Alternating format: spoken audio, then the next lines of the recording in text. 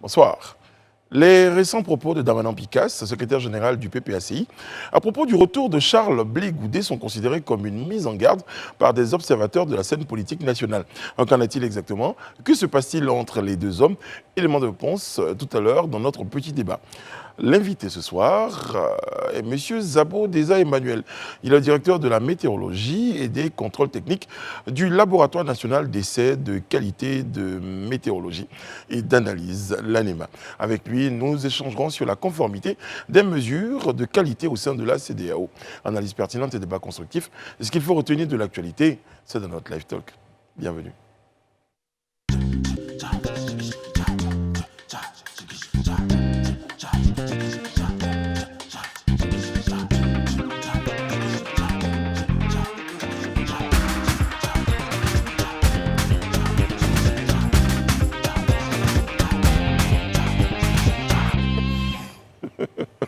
Oui, très heureux d'être en votre compagnie. Grand débat avec Élisée Bolougbe concernant la métrologie. C'est ça. Voilà, on dit la métrologie. Bonsoir Élisée, comment allez-vous? Bonsoir Brice. Je commence par vous ce soir parce que hier, devant toute la nation, nous avons omis, en tout cas, donc, je pense que ce soir, devant toute la nation, nous allons reconnaître un crime de lèse-majesté, quand même une erreur gravissime. Quand même qui s'est produite. C'est un vrai mea culpa en direct que nous allons effectuer. Alain Toussaint a déjà les mains jointes. Une erreur qui mérite la guillotine ou pas? Bon, pas à ce point. Mais on ne sera pas loin. Voilà. Madame Bleu, Alain Toussaint, bonsoir, comment allez-vous? Oui, bien, bonsoir, très bien. Alors, vous vous joignez à moi. On peut même chanter. Hein. Vous pouvez même chanter. Hein. Parce que hier, c'était l'anniversaire de M. Élisée Bolougbe. Happy birthday, joyeux anniversaire. Joyeux Élisée. Bravo, Élisée, Joyeux bravo, anniversaire. bravo. Merci beaucoup, ça me touche. Merci On a pour vous, au nom de toute la chaîne, un grand cadeau. C'est notre amour. Allez, ne rigolez oui, pas. c'est un très grand cadeau. Allez, c'est un moment solennel. Un amour inestimable. Voilà. C'est un très Donc, grand au nom de toute la chaîne, eh bien, on tenait à vous partager ce cadeau. C'est notre amour. J'aurais bien voulu un gâteau. Et du pain? Non, mais le gâteau, il finit vite, en fait. Donc, l'amour, il lui reste longtemps. Donc, Oui. je pense que c'est le meilleur des cadeaux. L'homme ne se nourrira pas que de pain et d'eau, Bien sûr. mais de toute parole qui vient de l'Éternel. Oh C'est là une là. parole pour vous qui est toujours dans le Merci. recueillement. Merci Ça beaucoup. vous fait plaisir. Et beaucoup Merci. de bénédictions pour vous. Merci Père Brice. Amen. Merci On beaucoup. vous en prie. Merci beaucoup. Vous faites tout pour gâcher ce moment solennel quand même. Non, mais Brice, vous ne terminerez pas sans dire quand même aux téléspectateurs que les cadeaux restent bon, je reste c'est toute la disponible semaine, quoi, c'est pour toute la recevoir les semaine, cadeaux. c'est une semaine Voilà, anniversaire. c'est toute la Voilà. Donc semaine. pour préparer le tort, toute la semaine, on va rappeler que c'était votre anniversaire lundi. Exactement. Et les cadeaux seront... On va même ouvrir une cellule de crise pour recevoir vos cadeaux. Notre petit débat à présent, juste après ceci.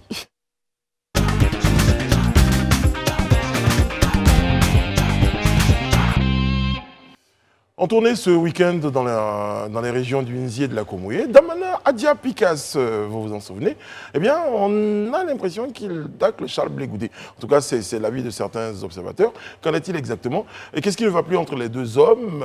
C'est le sujet de notre petit débat. En cause, une déclaration, Élisée Bolougbe. Est-ce qu'on dirait une déclaration? On dirait plutôt un ensemble de déclarations. Je dirais, effectivement, comme vous l'avez si bien situé, il était dans l'une de ses visites, certainement de remobilisation des troupes du PPACI. On a assisté à cette sortie-là de M. Damana Picasse. Bougez pas. J'ai une bonne nouvelle, j'ai même la sortie en vidéo. Parfait. J'aurais voulu... Regarde. Parfait.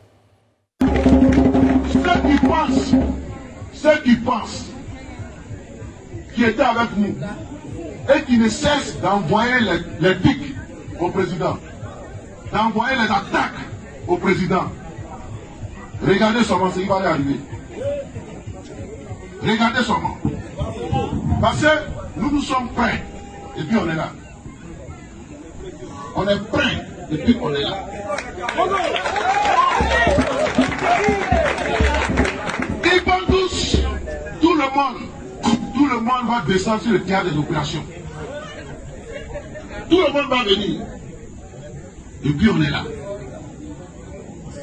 Laurent Gbagbo, il est d'une génération.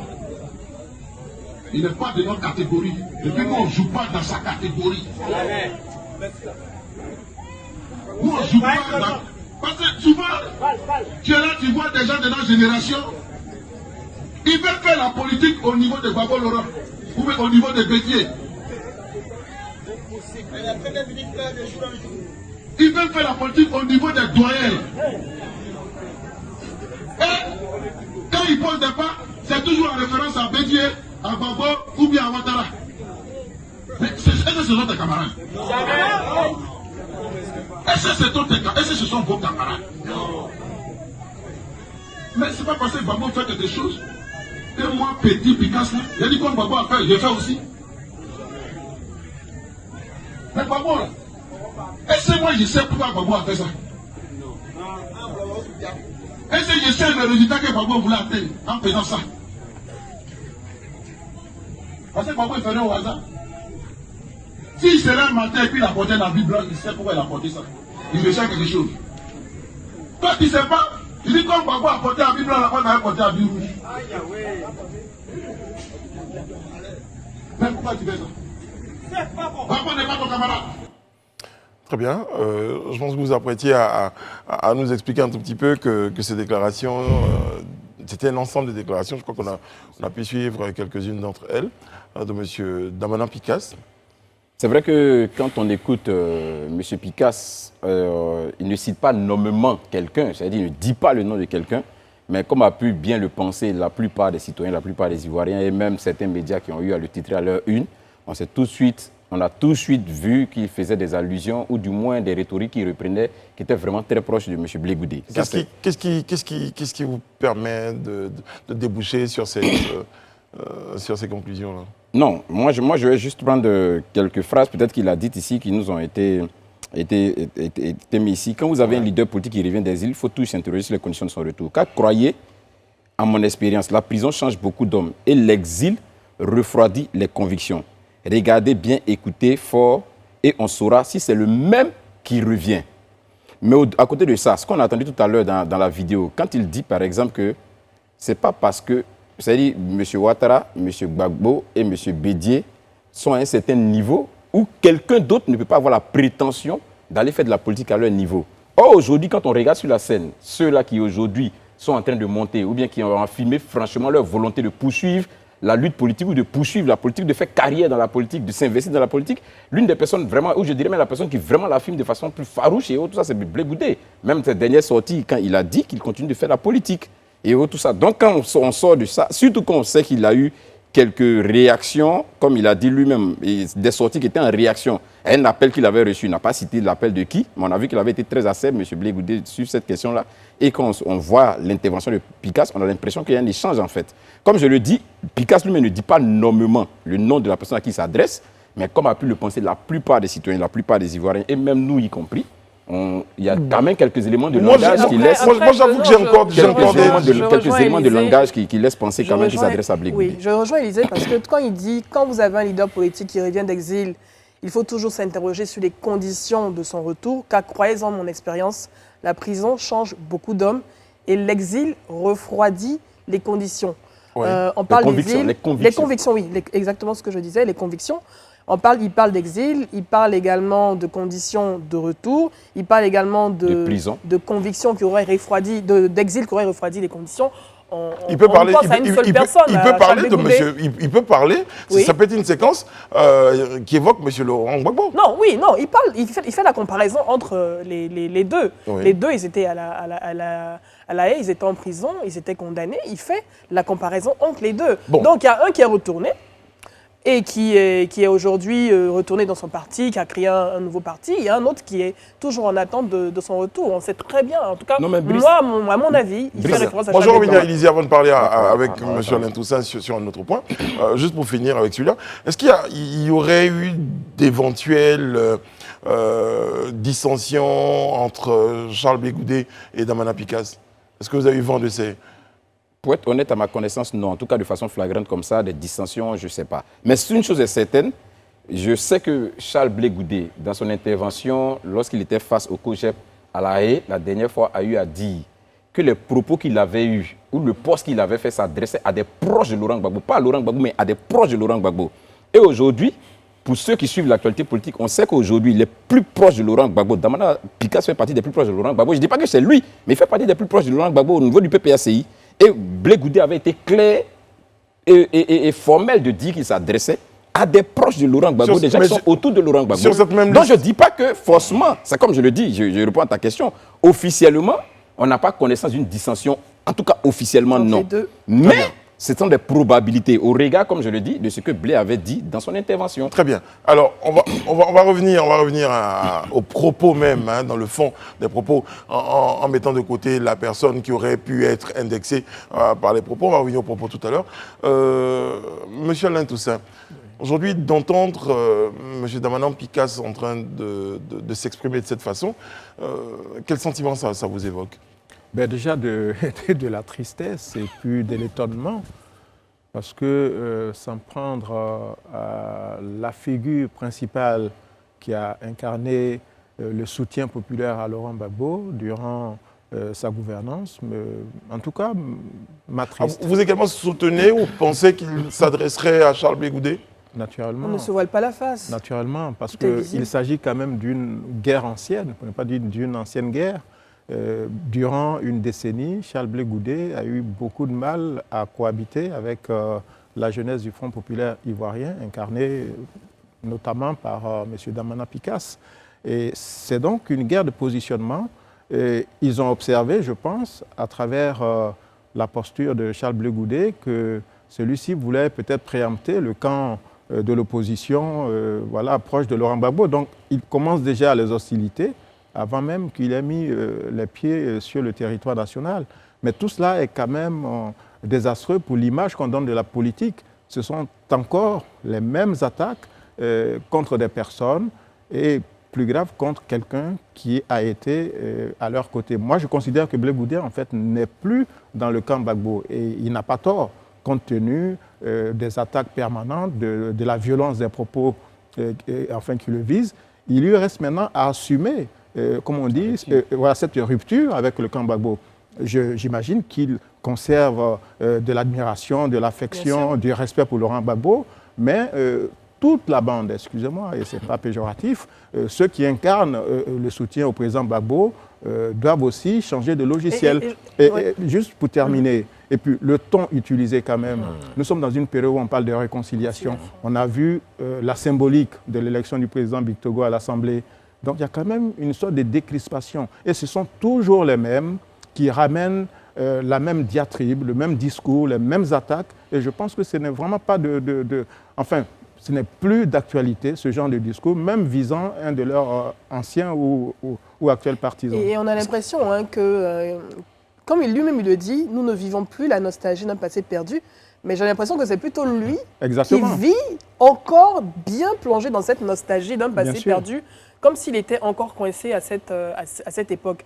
Et le fait aussi que Charles Blé Goudé, d'une certaine manière, avait déjà cette indépendance, même en ayant beaucoup de respect pour son mentor, celui qu'il appelait son père, même en ayant ce respect, même en ayant été celui qui mobilisait la jeunesse. Il appelle toujours son père, attention. Oui, il appelle toujours son père, bien sûr, effectivement, avec tous les jeux de mots qu'on a connus cette semaine. Même en ayant été celui qui s'occupait de la mobilisation de la jeunesse au sein de ce parti, mais il a toujours quand même gardé ce respect. Mais il garde son indépendance. Il veut cette indépendance qu'il a toujours. Son autonomie. Son autonomie avec le COJEP, qui est maintenant un parti politique. Et je pense que c'est peut-être cette volonté de pouvoir voler de ses propres ailes, s'émanciper.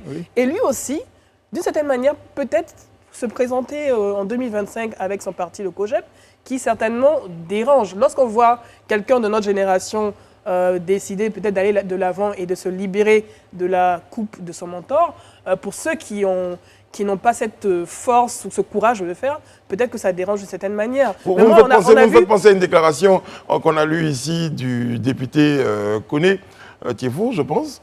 Tiefo qui disait voilà, parce qu'il a voulu sortir, on l'a voulu le faire entrer au HDP, il n'a pas voulu, on le persécute. On va dire quoi, Charles Blé Goudé veut sortir. Il est déjà sorti de toute façon, il s'émancipe et je pense que certainement que ça gêne parce que le fait qu'il veuille, qu'il ait finalement eu son passeport et qu'on mette en doute son retour futur d'exil en parlant, en mettant en cause les conditions de son retour, comme si les conditions de son retour auraient été d'une certaine manière une manière de se rallier à un parti politique, je trouve que c'est petit. Mais, Et puis, juste pour terminer, faisons référence au fait que c'est une vision paternaliste aussi. Le fait que Charles Blé Goudé ne pourrait pas être au même niveau que, politiquement parlant, que le président Laurent Gbagbo ou le président Ouattara ou le président Bédié. On a vu Emmanuel Macron, à 39 ans, qui est devenu président de la République, qui est venu changer toute la donne au niveau de la politique française, là où on ne l'attendait pas. Mais il est jeune, il était jeune, de toute façon. Quand on finit d'entendre tout ça, on a envie de dire également, c'est le game, hein, c'est de la politique, on est dans le jeu. Mais après, les problèmes de personnes n'ont rien à voir avec la politique. Écoutez, il n'y a pas eu beaucoup de politique ici, sans qu'on ait... Oui, depuis 30 ans, on tourne dans ces problèmes de personnes. Bon, Brice, déjà, je pense qu'il est important de faire des précisions. On n'est pas ici en train de faire le procès de M. Picasse. Ça, c'est important. Voilà, l'individu Picasse, nous, on n'a absolument aucun souci avec lui. Ça, je voudrais qu'on soit déjà clair là-dessus. Mais ces propos, pour moi, méritent quand même qu'on marque un arrêt. Vous voyez, quand vous regardez même le ton emprunté, quand vous regardez les éléments de langage déployés, je pense que M. Picasse est en déphasage avec ce que la majorité des Ivoiriens veulent aujourd'hui. On parle encore de théâtre des opérations. Oui, comme si on était dans une position guerrière. On est prêt et puis on est là. Voilà, comme si on était dans une ça, c'est une chanson en même temps. En même temps, c'est une chanson. Non. Il a mis un peu de il a évoqué du Yabongo Lova. Je pensais à une chanson de Yabongo Lova. On a tous vu la vidéo, on sait un peu le contexte dans lequel tout ça s'est passé. En même temps, dans la vidéo, il parle de bâche. Non, bon, c'est l'angle que la personne a pris la vidéo qui te laisse voir ça, mais on ne sait pas. Il y avait une dizaine de bâches. Il y avait quelques personnes quand même. Je me dis que c'est en déphasage avec ce que la majorité des Ivoiriens veulent aujourd'hui. Ce qu'on a envie d'entendre aujourd'hui, ce n'est pas forcément de dire que tout le monde est beau, et que tout le monde est joli, et que tout va bien, ce n'est pas ça. Mais on a envie d'entendre des paroles comme celles qu'a sorties soit le président Ouattara, soit Blé Goudé, soit même le président Afi, même Laurent Gbagbo, qui dit qu'il faut qu'on aille à la réconciliation, il faut qu'on aille à l'apaisement, à la cohésion. Aujourd'hui, les groupements politiques essaient de poser des pas qui ont pour but de rassurer davantage les Ivoiriens. Tout à l'heure, Alain Toussaint évoquait la symbolique de l'élection à l'Assemblée. C'est vrai, certains ont trouvé que non, fallait qu'il... Mais c'est un jeu politique qui sont entendus sur le minimum. Très souvent, nous, les Ivoiriens, on monte au créneau, on dit non, les politiciens sont là à nous diviser, c'est eux qui créent tout. Mais aujourd'hui, quand ils disent, bon, ok, c'est vrai, on ne dit pas qu'on est tous du même bord politique, mais on pense qu'on peut quand même se mettre ensemble pour ce qui nous réunit, pour l'essentiel, c'est-à-dire la Côte d'Ivoire. Ça, c'est des signes qu'il faut saluer. Oui. C'est des attitudes qu'il faut... C'est dans ce sens-là qu'il faut aller. On n'est plus dans les propos fracticides, qui vont engager des... Je pense que ça, vraiment... Je vais lire, j'ai oublié quelques réactions d'internautes qui nous suivent en direct sur nos pages des réseaux sociaux. Joseph Cabré, c'est une affaire de politique. Voilà, donc on parlait de game tout à l'heure. Yann Ablé, je pense qu'il s'adresse effectivement à Charles Blé Goudé. Je vais lire cette réaction à la fin. Francis Trabi Djangoné nous dit « Ils font de la politique, messieurs. Quant à Firmin Zirignon, Blé Goudé a cette façon ironique de parler du président Gbagbo. C'est ce que dénonce Damana Picasse. Yoboué François nous dit « Je ne suis pas d'accord avec l'analyse de ce jour. » Donc pour dire qu'on n'a pas sélectionné les messages. Il y a eu sur le plan national bien des personnes qui s'en prennent au président Gbagbo.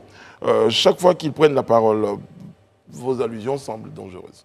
Non. Après, on a eu ici à décrier certaines sorties de classiques du RHDP, des sorties qui étaient mal à propos. On a eu ici à le dénoncer. Donc, je ne pense pas qu'il y ait de sélection ou de position ou de sortie de personnes de partis politiques. Non, on a toujours décrié des sorties quand elles étaient mal à propos et qu'elles mettaient à mal la réconciliation. Alors, ce que je veux ajouter ici quand même, c'est un procès à la fois en sorcellerie et procès d'intention que l'on fait à Blé Goudé.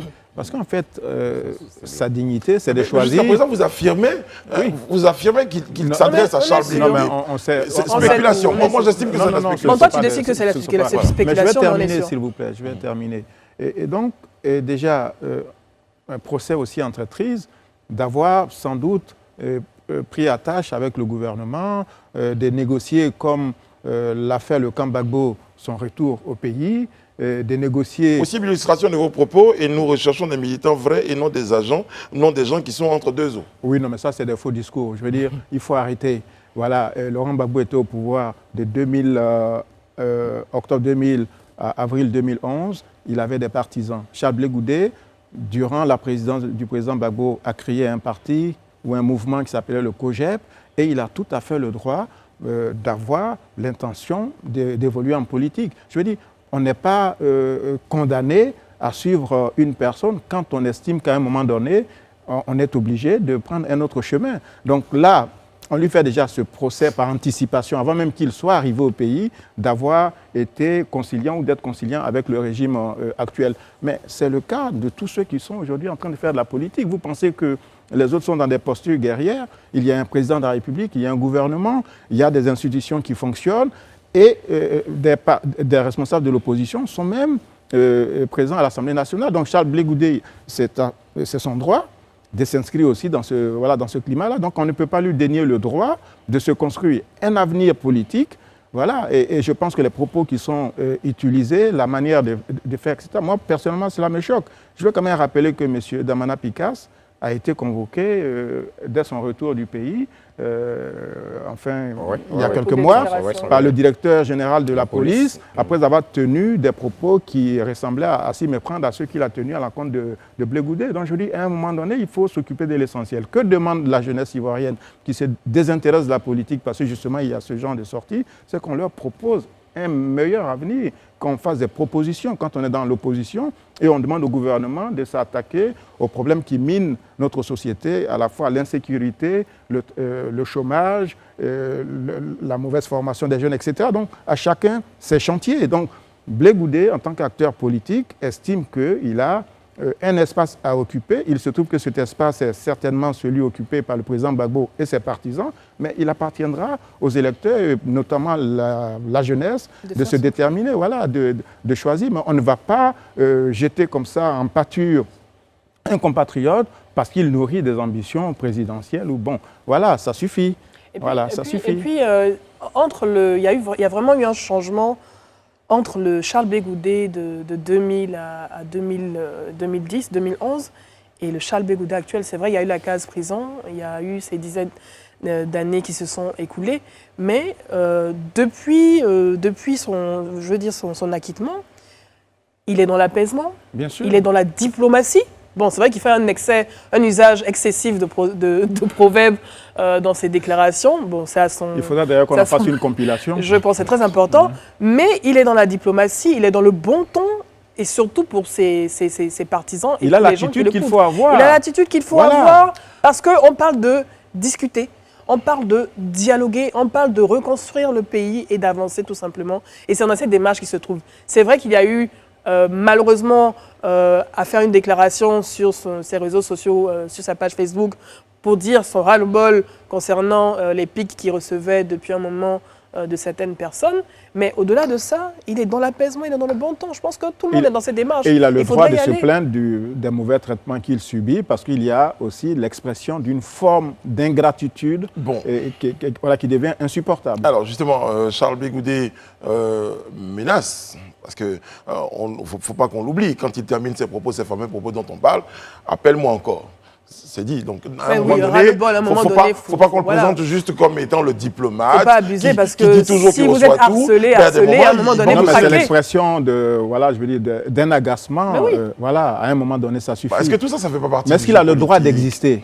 Je veux savoir, est-ce que Blé Goudé, finalement, a le droit d'exister en tant qu'acteur politique? J'ai l'impression est-ce que les gens ont le droit également de critiquer son action? Bien sûr. Non, mais là, on le menace. Non. Entre critiquer et menacer, c'est différent. Parce que quand on lit les propos quand même, on lui dit « viens et puis on verra, etc. » Je pense franchement, ce sont les gamineries. Appelle-moi encore. Voilà. Non, mais ça suffit. Voilà. Il a le droit de parler avec qui il veut, quand il veut. Voilà. Ils termine avec vous sur ce point. 15 secondes. D'accord. Moi, je pense qu'il est important quand même qu'on fasse la part des choses. Moi, c'est ce que je pense. Oui, il est important qu'on fasse la part des choses. Blé Goudé, comme Alain le disait, a le droit d'exister. C'est son droit le plus absolu. Personne ne doit lui dénier. Mais je me pose des questions. Vraiment, quand j'ai lu la réaction, quand j'ai vu la vidéo, et avec les rapprochements, avec aussi bien évidemment quelques investigations, et quand j'ai vu même les titres de la presse proche même d'ailleurs, en plus même du PPACI titré que Damana Picasse avec ses comptes avec Blé Goudé. Oui, voilà. J'étais même surpris de voir cette une-là. Et je me suis posé la question, mais qu'est-ce que Blé Goudé a pu dire Non, il aura fait. contre Laurent Gbagbo qui peut Rien. susciter une telle sortie? Rien. On a tous suivi son interview. On a suivi ses interviews, je ne dis même pas ses interviews depuis sa sortie de prison. Mais il ne s'est jamais adressé Mais directement au j'ai président passé Laurent Gbagbo. en revue ses vidéos. Même ses réseaux je sociaux. cherche les endroits où on peut estimer à un moment donné que Blé Goudé a manqué de respect ou de considération à Laurent Gbagbo. Je n'en trouve pas. Donc, qu'est-ce qui est reproché Oui, les choses se seraient passées en fondamentalement prison quand à on Laurent n'a pas Gbagbo, eu vent. à Blé Goudé? Qu'est-ce qui lui est fondamentalement reproché à Laurent Gbagbo? C'est ce qu'on veut. Je veux vraiment qu'on mais nous c'est- le dise un peu. c'est- Parce que franchement, objectivement, il faut le dire, même la dernière interview, quand il finit, j'ai un confrère d'ici et qu'il va même sur France 24, il répète encore les mêmes phrases. Laurent Gbagbo est mon père.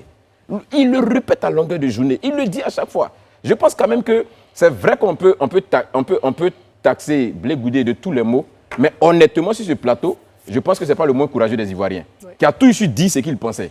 Donc, s'il n'est pas d'accord avec Gbagbo, il a dit que je ne suis plus d'accord avec Gbagbo. Point très, Oui, c'est il a fini. toujours été franc, Donc, je pense. mais en vraiment, même qu'est-ce temps- qu'on lui reproche en même temps, juste on- Je me pose la question. en Si fait. vous dites qu'il aurait pu le dire, bon, Alain Toussaint a dit finalement, il est important également qu'il assume sa rupture parce que tout le moi, monde je sait pense qu'en ce qu'il moment, devrait le faire maintenant.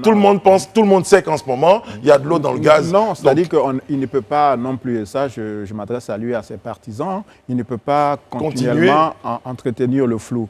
Nous savons qu'il y a une rupture politique entre lui et le président Gbagbo et le camp Gbagbo, et que Charles Blé Goudé, quand il rentrera en Côte d'Ivoire, sera certainement plus familier du camp AFI, Simone et d'autres qui ne sont pas PPACI. Mais c'est normal, il fait un choix.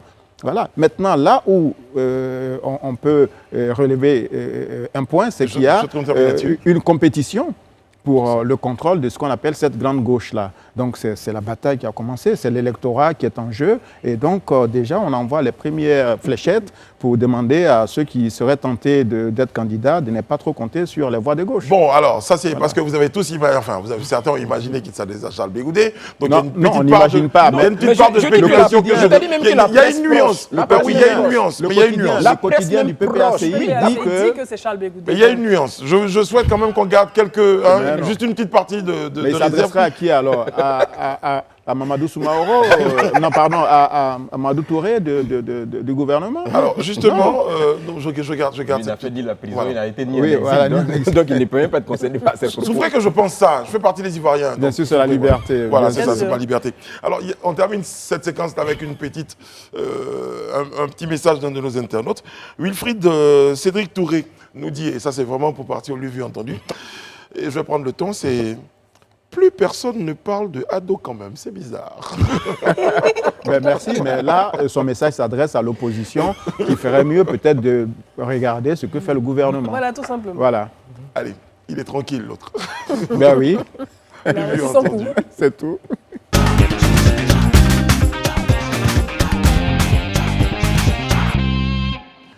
Le levier entendu de ce soir est relatif à une information concernant une attaque terroriste. Ça a l'air plus... Une présumée. une Ouais, présumée présumée. affaire terroriste. Voilà, donc c'est cette note d'information-là. J'ai juste froid dans le dos, hein, quand même. Une attaque terroriste donc à l'est de la Côte d'Ivoire, le demantier donc de la gendarmerie nationale. L'état-major général, bon, on va le dire juste une séquence, constate avec regret la propagation sur les réseaux sociaux d'une information relative à une attaque terroriste qui aurait été repoussée à la frontière ivoiro-ghanéenne. Cette information reprise par certains médias professionnels ne repose sur aucun fait tangible et avéré dans la région. Et la période alléguée, en d'autres termes, des terroristes n'ont jamais été poussés à cette frontière le week-end écoulé parce qu'ils n'y sont jamais, Ils s'y s'y sont sont jamais jamais. signalés. Oui. On va retenir cette séquence-là. Encore une fois, Non, les ça- fake news, et je me tourne Oui. vers vous. Oui, fake news, et c'est important qu'ils aient fait cette sortie parce qu'il faut tout de suite dissiper les craintes, il faut tout de suite dissiper les peurs parce que ce genre de nouvelles, de fake news peut créer la psychose automatiquement auprès des populations. Et en plus, c'est vrai qu'on a eu malheureusement l'habitude d'avoir des attaques au niveau de la frontière nord, donc du côté du nord-est du pays. Et là, le fait de propager une rumeur qui parle d'une attaque terroriste qui aurait été repoussée, mais dans l'est du pays, donc dans la région de l'Indéni-Djouabla, c'est comme si ça rend d'une certaine manière réelle la menace terroriste à nos frontières finalement. Donc c'est important. En tout cas, j'apprécie la réactivité de l'état-major des armées qui a tout de suite voulu réagir en dissipant toute cette mauvaise information.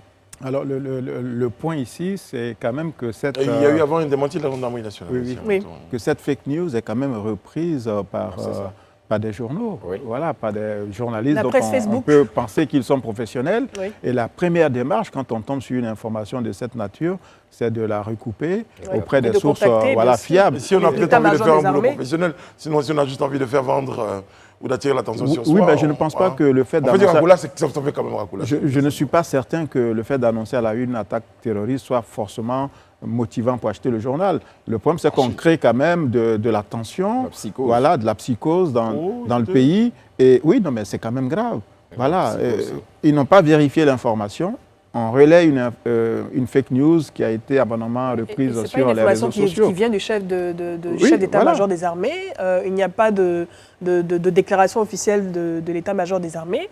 Bon, sur quoi vous vous basez pour Et le problème, c'est faire que- cette Mais c'est déclaration surtout, dans la j'imagine, presse? la réaction que certaines personnes, c'est connu, hein, parmi la population, reprennent en disant ouais, ils n'ont pas envie d'en parler, justement, parce qu'ils n'ont Oui, pas envie.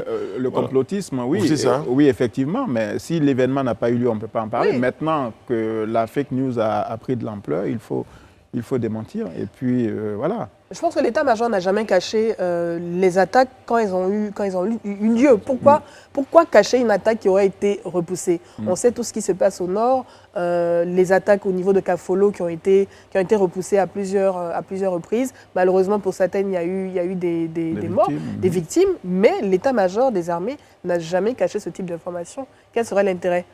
Moi, je pense que la question du terrorisme est tellement, tellement importante. C'est une question éminemment capitale que je trouve que c'est, excusez-moi du terme, mais totalement irresponsable de donner une information concernant le terrorisme sans avoir pris la peine au minimum de vérifier cette source-là.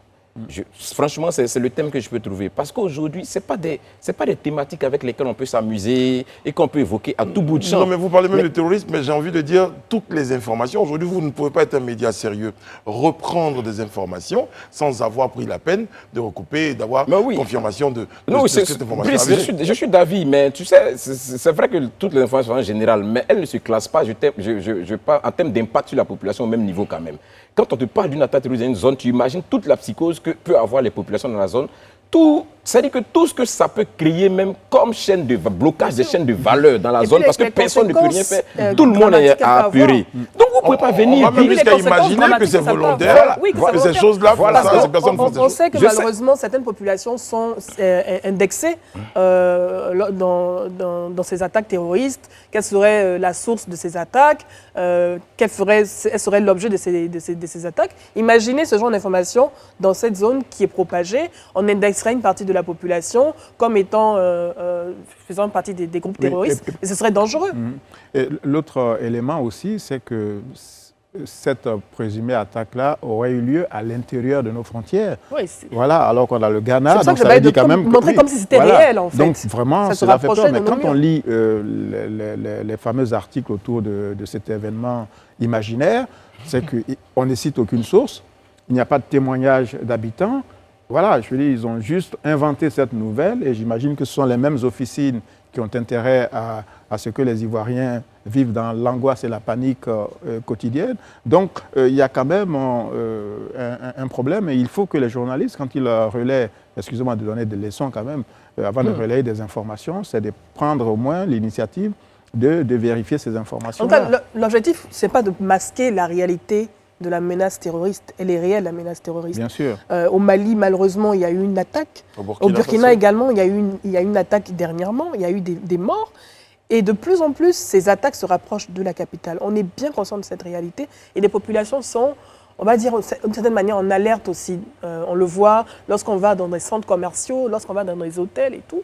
On voit les dispositifs de sécurité qui sont en place pour pouvoir contrer cette menace terroriste. Mais de là à se baser sur des faits qui n'existent pas et construire des fake news pour créer la psychose, c'est de l'inconscience pure. Non, mais il y a deux choses. Soit c'est du mauvais journalisme, ou c'est peut-être du très bon journalisme à dessein, pour dire que la personne ou les personnes en question utilisent cette fake news-là avec justement pour objectif de créer ce climat de tension et de psychose dans la tête des gens.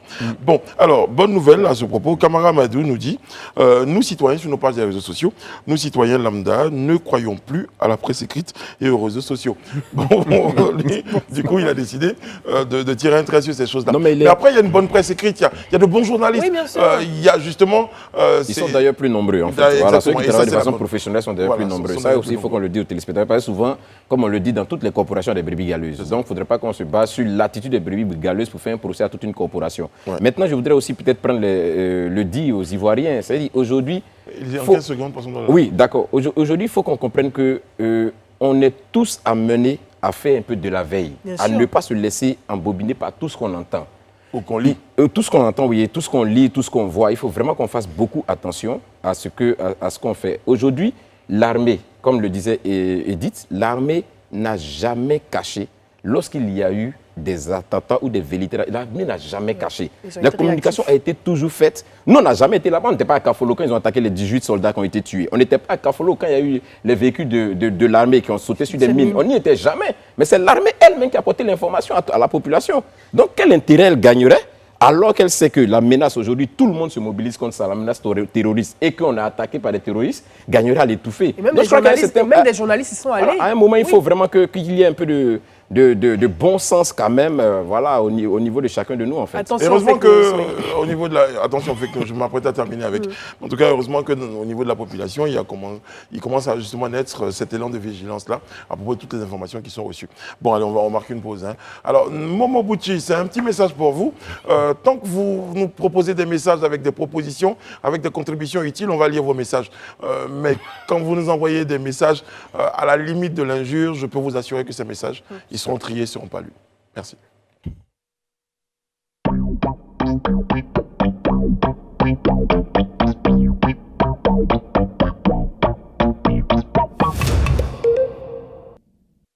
De retour sur le plateau du Live Talk pour la deuxième partie de notre rendez-vous. Merci de nous suivre tous les soirs du lundi. Aujourd'hui à partir de 20h15 sur les antennes de Live TV. Et nous recevons à présent notre invité après ceci.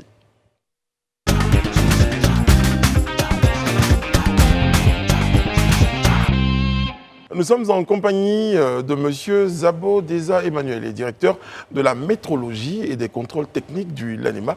C'est le laboratoire national d'essais de qualité de métrologie et d'analyse. Bonsoir monsieur, comment allez-vous? Merci d'être en notre compagnie ce soir. Merci. Alors, on parlait tout à l'heure de métrologie. Qu'est-ce que c'est la métrologie pour nos téléspectateurs et pour nous-mêmes aussi? Merci de nous inviter. Je vous en prie. Et je voudrais d'abord remercier la direction de Live TV et puis remercier également le ministre Souleymane Diarra-Souba qui me donne l'opportunité de venir parler de cet événement que lui-même a accepté d'abriter sur le territoire ivoirien. La métrologie, c'est tout simple. C'est faire les mesures au quotidien. Et vous l'en faites tout le temps. Vous avez une montre, vous avez le chauffeur de Baka qui fait de la mesure parce que justement il faut qu'il sache à quelle vitesse il part pour ne pas faire des dégâts. C'est aussi de la mesure. C'est aussi de la mesure que de savoir quand le bébé va naître. C'est aussi de la mesure et ça dans notre nature et dans la vie au quotidien. Et là déjà, la métrologie, c'est la science qui va permettre de s'assurer que toutes ces mesures sont fiables. Elles sont bien faites et qu'on peut y croire. Et donc c'est une science simplement de la mesure et qui permet de pouvoir savoir que dans tous les endroits où on fait la mesure, que ce que nous produisons, c'est assez fiable et qu'on peut y croire, c'est tout.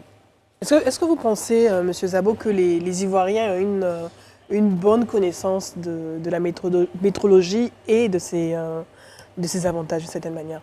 Ça commence, mais ce n'est pas encore à la dimension de ce qu'on souhaiterait.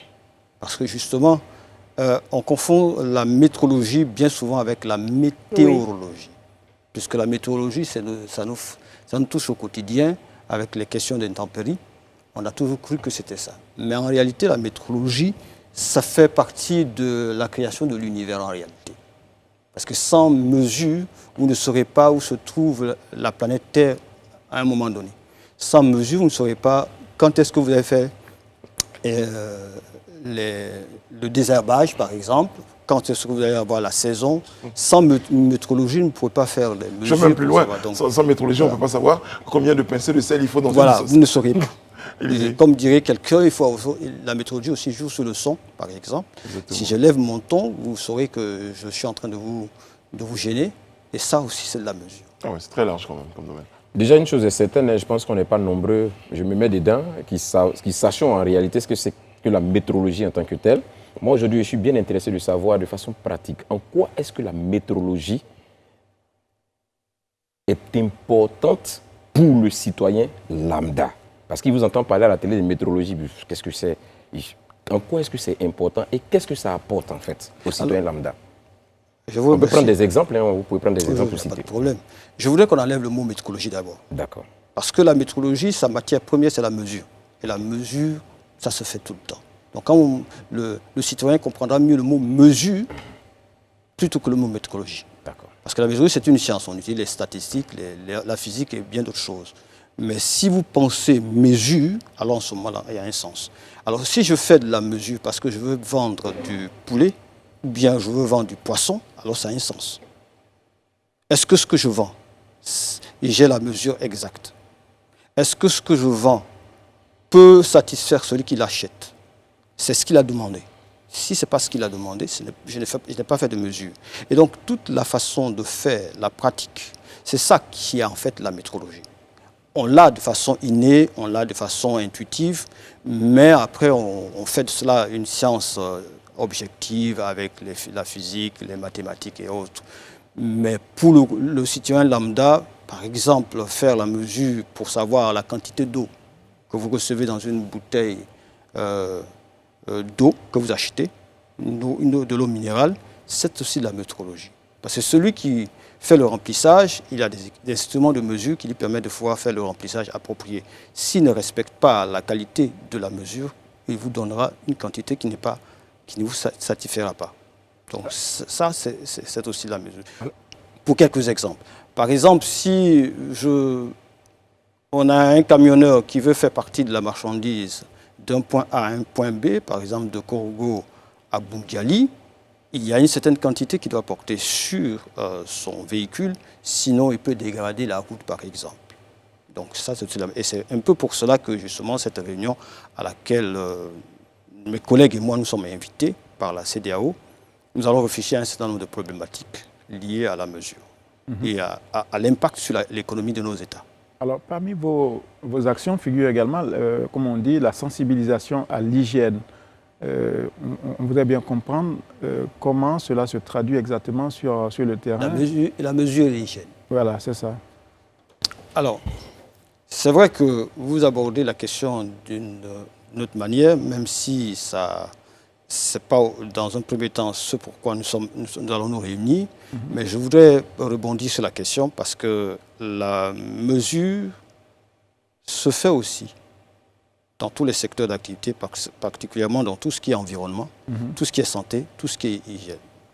Si vous n'avez pas de l'eau de Javel qui est dosée, donc pas de mesure en amont, qui puisse faire le dosage approprié pour avoir l'eau de Javel à 8 degrés ou à 12 degrés, parce que ça dépend de ce que vous voulez, vous ne pouvez pas dire que vous faites une bonne hygiène, que vous pouvez éliminer les agents pathogènes, parce que vous n'avez pas fait une bonne production. Vous n'avez pas su faire le dosage dans l'industrie et vous n'avez pas fait une bonne mesure. Donc, il y a pour tous ces paramètres-là des productions qu'il faut en amont. Donc, des mesures qu'il faut faire, des appareils qui vont faire les dosages et il y a de la mesure à l'intérieur. Et donc, il y a aussi des normes qui viennent en aval pour pouvoir faire les analyses, et donc ça avec les laboratoires d'analyse, et aussi ces laboratoires d'analyse utilisent des mesures. Et dans ces laboratoires d'analyse, on a besoin d'étalonner leurs instruments de mesure. Étalonner, c'est quand même peut-être un mot technique, mais c'est tout simple. Je prends un instrument de mesure que j'appelle l'arbitre, qui est là, puis je n'ai pas mon instrument de mesure. Je compare dans un lieu bien précis, et c'est ce système-là qu'on appelle l'étalonnage. Nous, c'est notre jargon, mais comprenez que c'est juste une comparaison. Alors très bien, vous avez parlé 8 degrés, 12 degrés quand on va aujourd'hui en supermarché. On a le temps de choisir de l'eau de Javel 12 degrés. on a l'impression que toujours que les choses sont plutôt bien mesurées ou bien dosées. Mais il y a de mauvais élèves. Oui, il y a des mauvais élèves. Et quand vous découvrez ces mauvais élèves, qu'est-ce qui se passe, par exemple, monsieur? Déjà, comment on les découvre, et puis? Comment on les découvre? Alors, il y a que vous devez savoir qu'il y a tout un système. Il y a la métrologie, il y a ce qu'on appelle l'infrastructure et la qualité. Et donc, Ecomet fait partie d'un des éléments de l'infrastructure de la qualité. C'est-à-dire c'est ECOWAC Metrology System en anglais. Et il y a plusieurs structures que la CEDEAO a mises en place. Il y a ceux qui s'occupent des analyses, qu'on appelle EcoConf, ceux qui s'occupent des normes EcoCham. Et nous, nous occupons de la métrologie. Et il y a EcoRax qui s'occupe de la partie accréditation. Alors, pour découvrir les mauvais élèves, il faut que chacun de ces groupes joue leur partition. Ceux qui font les analyses vont faire les analyses et ceux qui font la métrologie font la métrologie. Au niveau des instruments de mesure, on peut s'apercevoir de fraude parce qu'il y a des procédures pour vérifier la qualité de ces instruments de mesure. Et dès l'instant où les erreurs maximales que l'État ou les spécifications autorisent sont dépassées, on saura que l'équipement n'est pas bon. Parce que chaque instrument de mesure commet des erreurs. Mais il y a l'erreur maximale qu'on tolère qui est fixée et c'est avec cela qu'on arrive à... Il y a ces mauvais élèves-là qui arrivent justement à se faufiler. Est-ce qu'on peut dire d'une certaine manière que grâce à vos différentes activités, on a la possibilité, ou vos agents ont la possibilité d'aller par exemple dans les marchés et de vérifier que les instruments de mesure, donc les balances utilisées par les bouchers, sont effectivement bien calibrés, de telle sorte que si je veux acheter 1 kilo de viande sans os, j'achète effectivement 1 kilo de viande sans os et que l'appareil qu'il utilise, donc la balance, n'a pas été trafiqué. Alors, les structures de métrologie de la sous-région, à qui on a donné ce mandat de travailler, ont plusieurs volets de métrologie. Il y a ce que vous dites, qui concerne la population, mais il y a aussi le volet de la métrologie qui concerne les industriels. Et donc, il y a différents contrôles qu'on fait. D'abord, pour faire venir dans un pays, un instrument de mesure, il y a ce qu'on appelle l'approbation de modèle, c'est-à-dire que l'autorité qui s'occupe de la métrologie doit valider le modèle qui arrive. Il faut que ça soit fait. Ensuite, il faut qu'il y ait des vérifications qui soient faites avant d'utiliser l'instrument de mesure. Ça aussi, ça se fait. Et quand l'instrument est toujours utilisé, il se trouve qu'il y a des vérifications qu'on fait au quotidien. Voilà. Ça, c'est à des temps bien déterminés. Et quand il y a des constatations de fraude, il y a des amendes. Et les lois sont prévues pour ça. Elles sont faites pour ça. Très bien. Et Monsieur Zabo, on va marquer une courte pause dans les impératifs commerciaux. On va et on revient tout à l'heure. Merci, à tout de suite.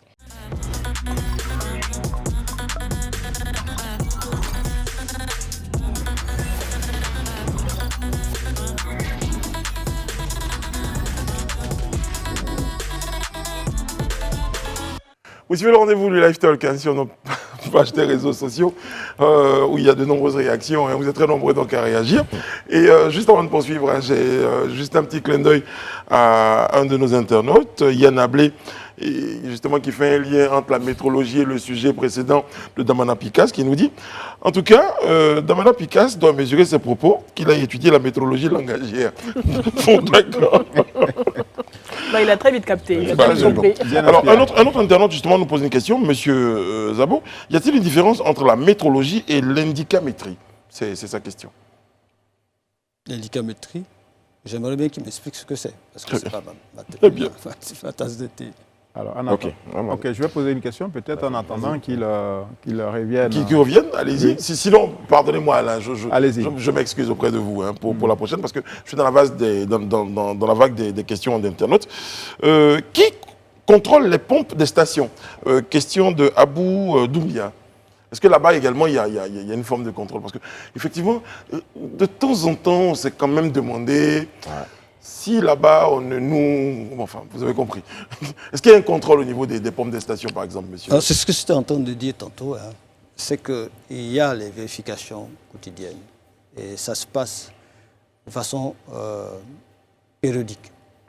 Et là, l'UEMOA a décidé que chaque État ait, par exemple, une structure nationale de métrologie pour résoudre ces questions-là. Et plusieurs pays ont mis cela en place. Et ce sont les agents vérificateurs des États qui le font. Très bien.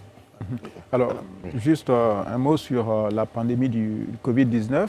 En quoi le Covid-19 a-t-il impacté le secteur de la métrologie?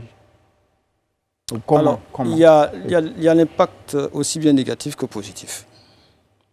La partie négative, c'est que ça a empêché que certaines activités qu'on devait faire en présentiel se réalisent. Et c'est aujourd'hui, après la Covid, qu'on a une réunion en Côte d'Ivoire.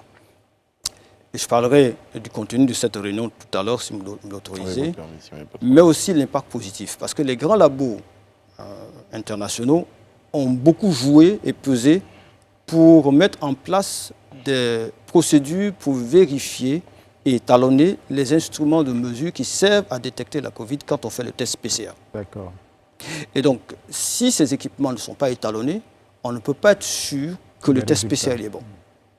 Il faut d'abord que cet instrument soit étalonné et tout le processus soit validé.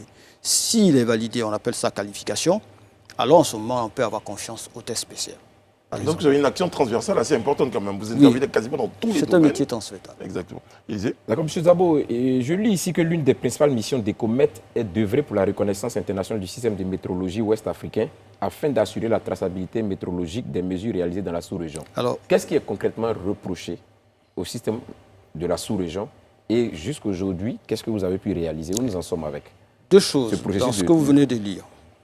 Deux choses. Qu'est-ce que traçabilité? Qu'est-ce que reconnaissance? Dans le monde actuel, depuis 1875, il est établi un principe. C'est que si vous faites une mesure à ce genou-là, sur votre sac de riz, la balance qui a servi doit être vérifiée par un appareil qui est meilleur que lui. Jusqu'à une structure qu'on appelle le Bureau international des poids et mesures, il faut qu'il y ait un lien entre ces deux-là. C'est ça qu'on appelle la traçabilité métrologique.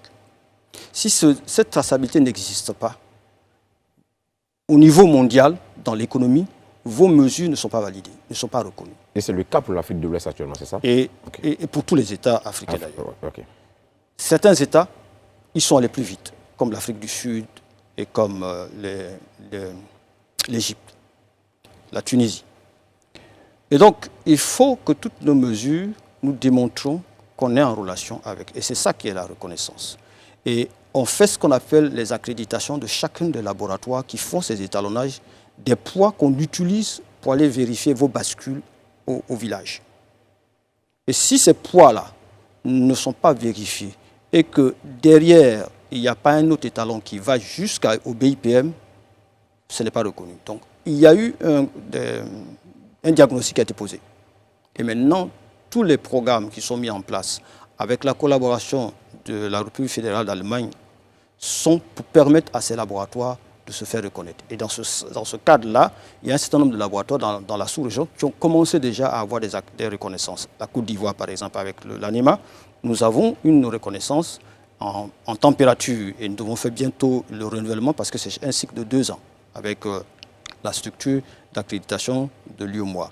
Le Ghana, le Bénin, et puis bientôt le Burkina Faso. Et nos amis du Niger sont sur la voie pour se faire reconnaître dans leurs activités. Voilà. D'accord. Alors, sur la rencontre de la semaine prochaine, quels sont les enjeux, l'intérêt d'une telle rencontre et qu'est-ce que cela va apporter? Alors, pour cette rencontre, d'abord, on avait déjà, avant la Covid, à Niamey, élaboré un certain nombre de plans d'action. Nous allons faire le bilan pour voir les impacts négatifs de la Covid, parce que ça nous a empêché de faire ce qu'on appelle les comparaisons interlaboratoires, c'est-à-dire on envoie un équipement, une masse de labo en labo, pour vérifier si on a les mêmes mesures, et là en ce moment-là on est valable, ça n'a pas pu être fait, et puis il y a des formations qu'on devait faire en présentiel. On va faire le bilan et puis se projeter dans l'avenir pour les 2 ans à venir. Mais il y a aussi un autre problème qui a été souligné depuis 2019, bien avant ça, c'est sur les surcharges des camionneurs, des gros camions qui font le transport entre nos États de marchandises. Et l'UEMOA avait pris un règlement pour éviter qu'il y ait des dégradations des infrastructures. Et donc, on a fait une étude en 2019. On va statuer sur cette étude et voir qu'est-ce qu'il faut proposer à nos États pour la vérification des pèses et cieux. Parce que là aussi, il y a des contestations. Le camionneur peut vous dire que ce n'est pas bien vérifié, comme ça se fait aussi au marché en ce qui concerne la viande. Et donc, il faut régler ces problèmes-là pour que l'économie et puis la fluidité routière se soit bien fait. Voilà, donc, cette rencontre se tiendra, on va donner les détails, se tiendra où? Oui, se tiendra au Radisson Blu. Non, je vous en prie, allez-y. C'est de l'information. C'est de l'information. Il faut sortir un peu de l'ancienne télévision. Voilà, donc du 20 au 24, et en 2 phases. La première phase du 20 au 22, ce sont des comités techniques spécifiques et spécialisés. Il y a une comité technique pour la partie sensibilisation, pour développer nos stratégies de communication, parce qu'il nous faut nous faire connaître. Et là, en ce moment-là, je profite pour faire l'invitation à tout le monde, à tous les communicateurs de venir approcher ce comité. Ça permettra de pouvoir voir quelle est la stratégie, et on a l'appui de l'Institut national de métrologie d'Allemagne pour développer pour 4 structures de la sous-région une stratégie de communication. Et la Côte d'Ivoire fait partie de ces pays retenus. Il y a le deuxième comité qui parle de métrologie légale, donc de tous les instruments de mesure dont vous parlez, à savoir les pompes à essence, les balances, les bascules. Et puis ce qu'on appelle les préemballés, qui est quand même important parce que le préemballé, par exemple, le riz, c'est un préemballé, c'est-à-dire c'est une mesure qu'on a faite alors que vous n'étiez pas là. Donc vous n'êtes pas sûr si c'est... Voilà, vous ne savez pas si c'est 50 kg ou c'est 48 kg. Ça. Donc là, c'est tout un pan assez délicat. On a un groupe technique pour ça, qui vont statuer sur les problèmes liés à ça. Et il y a un autre comité technique qui travaille sur les balances et qui travaille sur ce qu'on appelle les pressions. Les pressions, je prends un truc très simple pour que vous compreniez. Quand vous allez à l'hôpital, vous avez une bonbonne d'oxygène. Il y a un petit appareil qui est tout rond qu'on appelle un manomètre. Et celui-là, il y a un groupe qui s'occupe de ça, y compris les tensiomètres médicaux, qui sont les jours. Et il n'y a pas longtemps, on a pris un guide pour valider l'harmonisation de la vérification dans la sous-région. Très bien. Il y a un autre groupe qui s'occupe de tout ce qui est thermomètre. Par exemple, les thermoflash qui servent à choses qui sont pour... En tout cas, ce sera, voilà, donc, un certain nombre de rencontres comme ça assez intéressantes avec des experts et puis donc des communicateurs qui sont invités. Je peux vous assurer que tous mes amis sur le plateau, ils effectuent un déplacement, moi y compris. Merci beaucoup, monsieur Zabo. Merci. Je rappelle donc que vous êtes directeur de la métrologie et des contrôles techniques du Laboratoire national d'essai de qualité de métrologie et d'analyse, l'ANEMA. Vous passerez notre bonsoir au directeur général, monsieur Clément Ayé, qui est un fidèle téléspectateur. Il doit mesurer les mandats présidentiels aussi. T'as une petite vanne à la fin quand même, Alain. Merci aussi. Pour la métrologie langagière. On a été très heureux d'être dans votre compagnie. On vous donne rendez-vous demain sur ce même plateau. Prenez soin de vous et des autres. Que Dieu veille sur vous. Que Dieu veille sur la Côte d'Ivoire. À demain.